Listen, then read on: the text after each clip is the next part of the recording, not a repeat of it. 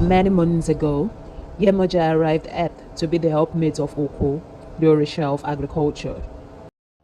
Oko was starstruck by Yemoja's beauty and bountiful bosom.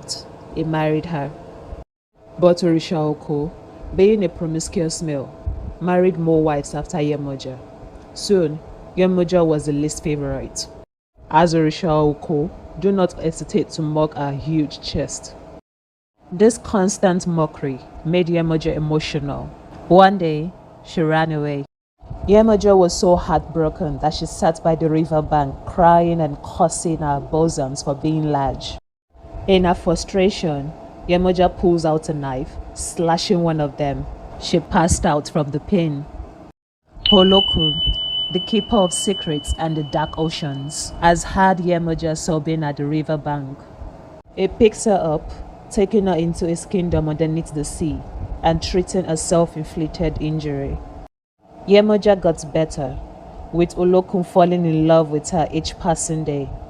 He pleaded with Yemoja to stay with him in the sea and be his wife. But Yemoja was already in love with the warmth of the sun and the feel of the earth underneath her feet. She pleaded with Olokun to let her visit land every market day to trade.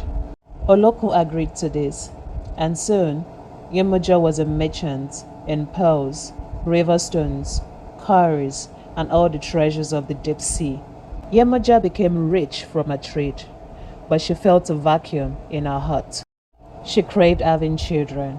She wanted her own family. The thought of her desire made each market day torture for her.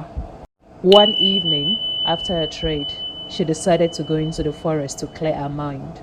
She spoke her desire endlessly to the forest, without realizing that Ogun was an exile living in the jungle.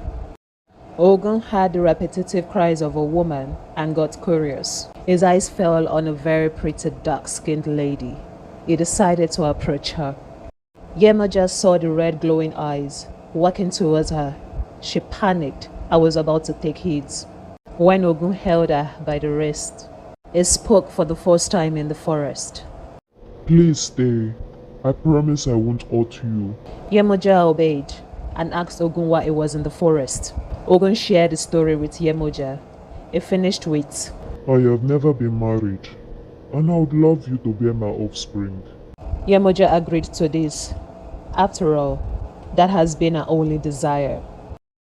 But on one condition, no matter what we do, you cannot touch my bosom. Ogun nodded in agreement.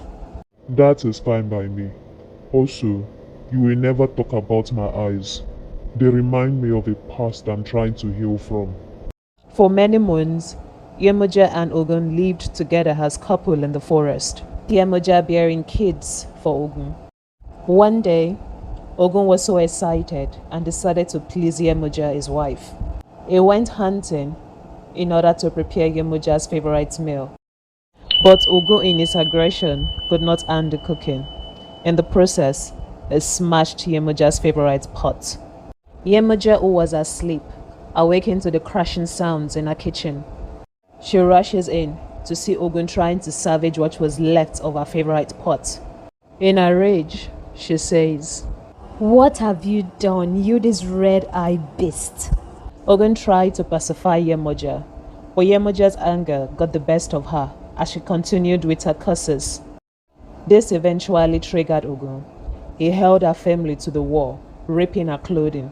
Yemoja became very embarrassed as her bosom became exposed.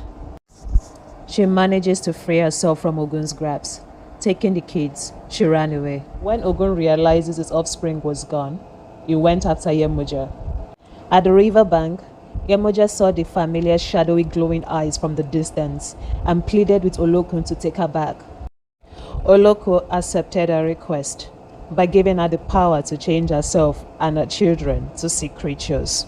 Yemoja changed her offspring to aquatic creatures and sacrificed herself for them to have a home to live in.